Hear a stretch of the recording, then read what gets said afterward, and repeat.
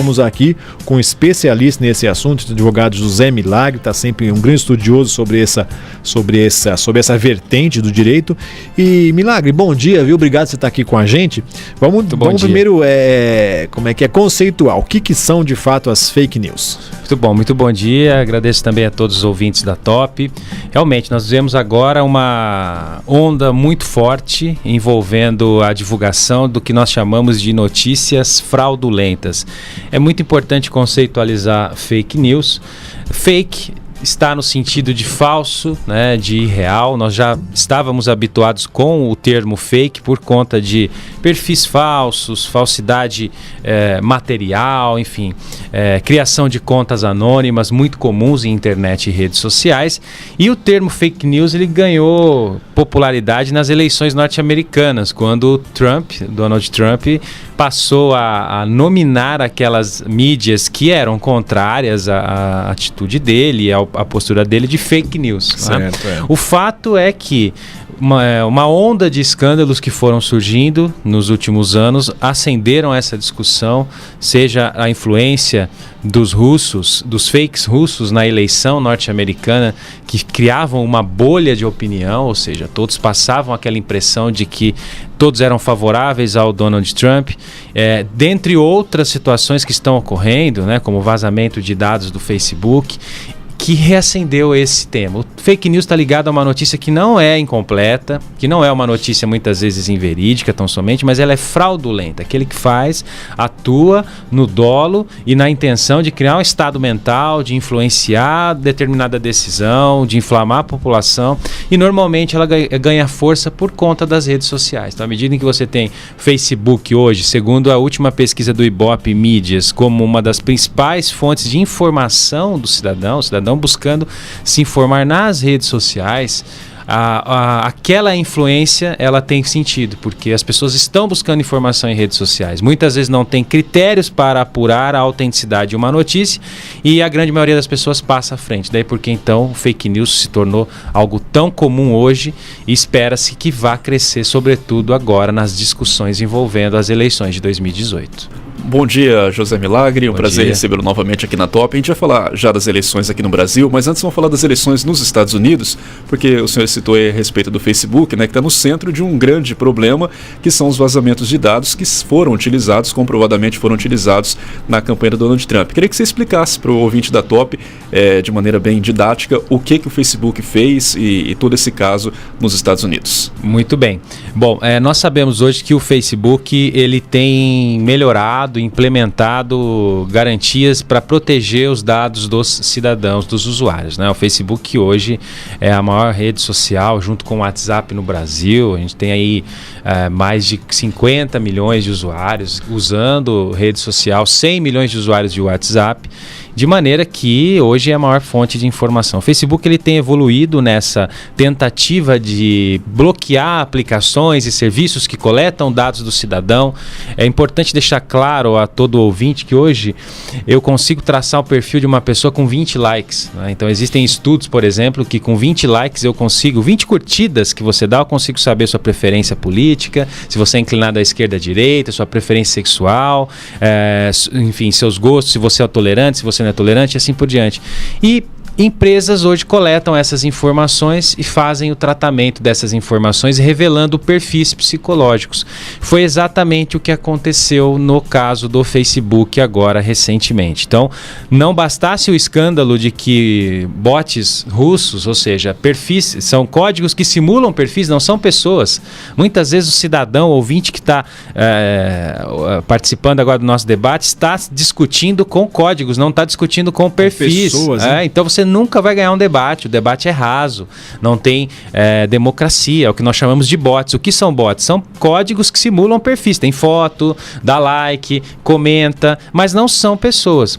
Isso entrou uma onda de bots para favorecer o Trump, para ele ganhar a eleição, e recentemente agora veio o maior escândalo, né? Ficou-se sabendo que dados de 50 milhões de usuários foram copiados, foram utilizados indevidamente por uma empresa chamada Cambridge Analytica, que é uma empresa britânica que prestou serviço para o Trump para direcionar a propaganda. Então eles conseguiam extrair dados de 50 milhões de pessoas, sabendo o que você gosta, o que eu gosto, sabendo o que te motiva, o que não te motiva, fazer uma propaganda direcionada do Trump. É lógico que isso influencia na decisão do voto, né? Então, houve esse vazamento de informações, Facebook afrouxou suas permissões, conseguiu que essas informações fossem vazadas e isso influenciou na eleição. E no Brasil nós precisamos tomar muito cuidado. Nós temos uma pesquisa recente, Datafolha e Ibope, de que 56% dos entrevistados utilizam a internet e as redes sociais como influência na hora de decisão de voto e vão utilizar para 2018. Para presidente, 36% dos entrevistados da pesquisa disseram que nas eleições de 2018 as redes sociais terão um papel decisivo. E o que essas pessoas estão vendo na rede social? O que eu, o ouvinte, está vendo na rede social? Será realmente que aquele candidato está tão forte assim? Será que aquele outro candidato está tão ruim assim? Isso pode ser uma caixa de ressonância, uma fludagem, para que você receba na sua timeline só aquilo que dá essa impressão e você vai ser influenciado por uma manipulação de algoritmo e vai votar equivocadamente. É o efeito manada. Nossa, todo mundo está falando bem do candidato, eu tenho que votar nele. Tem que ir nessa vibe, né? Tem que ir nessa vibe. São as famosas bolhas do Facebook, As né? bolhas do Facebook, exatamente. Existe toda uma teoria já para estudar isso. Não se sabe como o Facebook trata o seu algoritmo.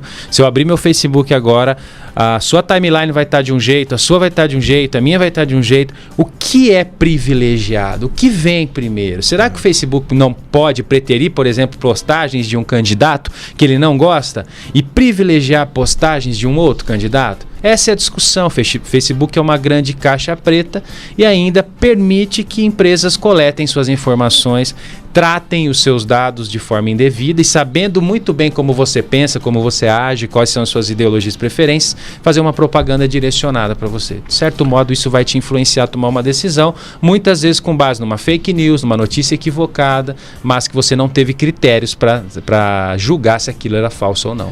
Doutor Milagre, como é que vai funcionar então? Eu sei que o Supremo tem as instâncias maiores aí, né, de eleitoral também tá muito atento a isso. Como é que o TSE vai lidar com isso aqui no Brasil? Muito bem. É importante só destacar no caso do vazamento dos dados do Facebook, que as pessoas podem pensar, nossa, mas dados de 50 milhões de usuários, como é que eles tiveram acesso a isso diretamente? Não tiveram acesso diretamente. É verdade. É importante destacar que hoje o cidadão, o usuário de internet, é muito comum aceitar aplicativos de inutilitários, que nós chamamos, né? Como eu seria do sexo oposto? Com qual artista você parece? É isso aí. Enfim, dentre outros aplicativos que muitas pessoas instalam, baixam e nem sabem que quando estão instalando esse aplicativo estão concedendo permissões para coleta de dados, e-mails, dados pessoais, religião, preferência religião, as páginas que você curte, os grupos que você frequenta. Pare para pensar, ouvinte. Se eu ler todos os grupos que você frequenta, eu não vou ter uma noção do que você gosta, do que você não gosta? Com certeza. E isso, a partir do momento em que um aplicativo entra na sua rede, ele consegue coletar dados dos seus amigos. Daí porque 250 mil pessoas que instalaram aplicativos geraram 50 milhões de dados. Então nós temos que tomar muito cuidado em relação aos aplicativos. Vai lá em configurações, revogue as permissões imediatamente desses aplicativos, porque eles podem estar servindo de insumo. Você não está baixando o aplicativo de graça, você está trocando com o maior bem de valor que você tem, que são suas informações. Em relação ao TSE criou um grupo de combate ao fake news. A Polícia Federal diz que vai atuar de forma incisiva. Nós temos uma resolução agora que regulamenta o pleito de 2018 e pela primeira vez a gente tem a previsão da proibição do fake, do bot, do robô, né? Repetindo aos ouvintes, que é aquele perfil falso, que nem é uma pessoa, é um código que simula um perfil falso. Então os candidatos estão proibidos de utilizar meios não oficiais para promover a sua mensagem, seja por meio de bot, seja por meio de compra de fama. É muito comum isso, Eduardo, compra de fama, ou seja, o camarada quer ser candidato, mas tem 1000 likes no Instagram, então ele vai lá e compra 20 mil e aparece os 20 mil. E vem gente quente, vem gente do Brasil, não é falso. Mas como essas pessoas aparecem curtindo? Porque elas instalaram um aplicativo, em algum momento elas instalaram um aplicativo que dá permissão a eu, por exemplo, falar, hoje você vai curtir ele. E você aparece curtindo pessoas. Então o TSE enrijeceu isso. É importante destacar que nós temos um crime eleitoral eleitoral, que é a contratação de pessoas para espalhar boatos, inverdades e mentiras. Isso já é previsto na lei eleitoral e com certeza nós teremos muito mais fiscalização. Tanto que as redes sociais para a eleição de 2018 estão obrigadas a fornecer informações sobre como os candidatos estão utilizando seus perfis e como estão impulsionando também. Lembrando ao ouvinte que pela primeira vez no Brasil foi liberado o impulsionamento de postagens políticas. Então nós seremos bombardeados, ou seja, aquilo que era bonito, né, internet orgânica, sem influência, nós seremos bombardeados de postagens de propaganda eleitoral patrocinada no Facebook. Nós tivemos recentemente o caso da vereadora Marielle, né, que foi morta no Rio de Janeiro, e a partir daquele momento houve uma explosão de fake news, inclusive no Facebook, no YouTube, em vídeos, WhatsApp, de modo geral.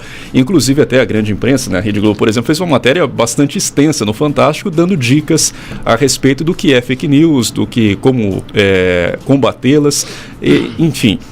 Como que as pessoas que estão em casa hoje podem prestar mais atenção no que é fake news, naquelas notícias que muitas vezes as pessoas têm muito comum, né? Por exemplo, tem a página do G1.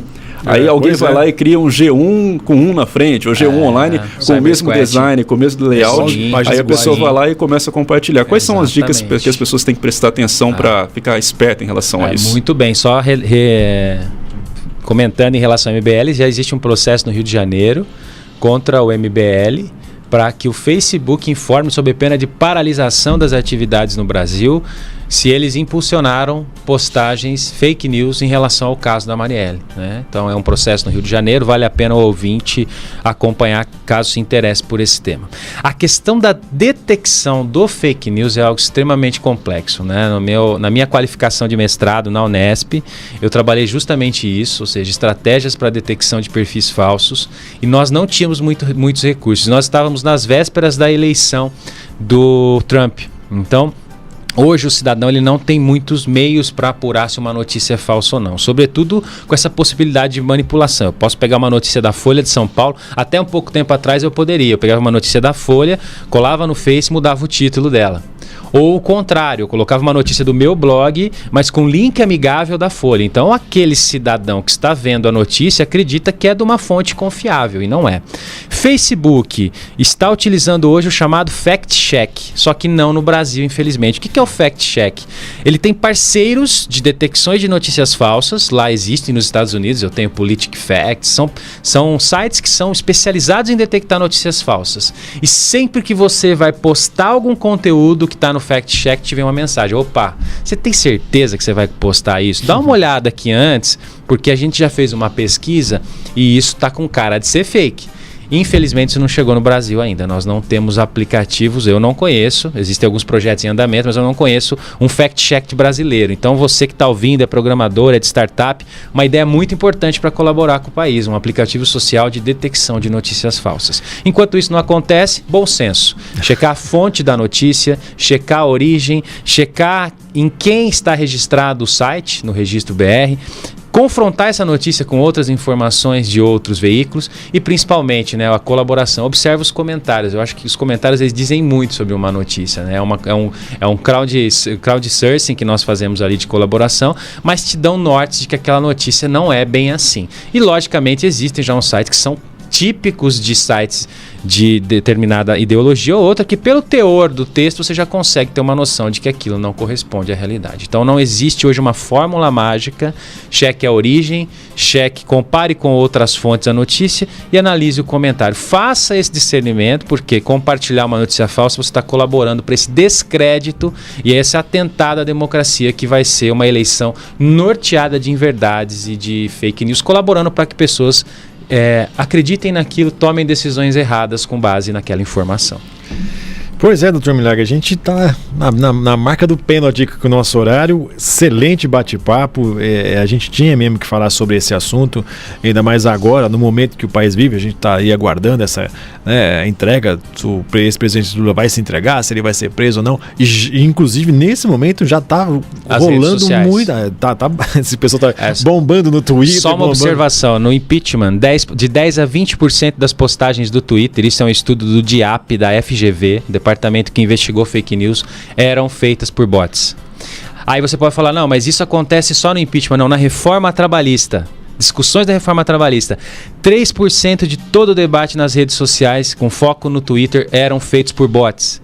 Podem ter certeza que o dia de hoje, o julgamento do Supremo, muitas coisas que vocês viram, ouviram ou leram, foram postadas por bots também. Robôs que estão ali para defender determinada causa ou agredir, atacar determinada causa. E é como você bem disse, né, doutor Milagre, o bom senso, né? Bom senso. É o que vamos combinar, tá meio em falta no brasileiro médio aí, né? Tá faltando muito. É a polarização política, o Facebook escancarou uma porta aí que as pessoas falam o que querem, e aí não tem responsabilidade com o que falam, e depois você tem críticas. É uma terra de ninguém, né? Exatamente. Muito diferente daquela conversa que os nossos tios, nossos avós faziam na frente de casa ali, com certeza, né? Conversando, tal, comentava da vizinha que chegou tarde de madrugada e tudo mais, mas ficava restrito àquele grupo, né? Sim, hoje amplificou muito, né? Com certeza, e você tem essa possibilidade de levar, o grande risco é esse, é compartilhar uma informação inverídica, né? Pô, esses dias postaram que um rapaz tinha participado de um tiroteio entre Boituva e Iperói, estava internado. Colocaram a foto do cara. O cara era um ator do Green, da série. 65 mil compartilhamentos, pessoas fazendo orações, pedindo bênçãos, que o cara se restabeleça. Percebam, as pessoas infelizmente ainda não têm muito discernimento. A solução para isso a longo prazo é programas de conscientização, educação digital. Nem tudo que você vê nas redes sociais realmente é verdadeiro. Aliás, a grande maioria não é verdadeira. Se você compartilhar, você está participando dessa bolha que afasta a democracia e cria uma rede social pobre.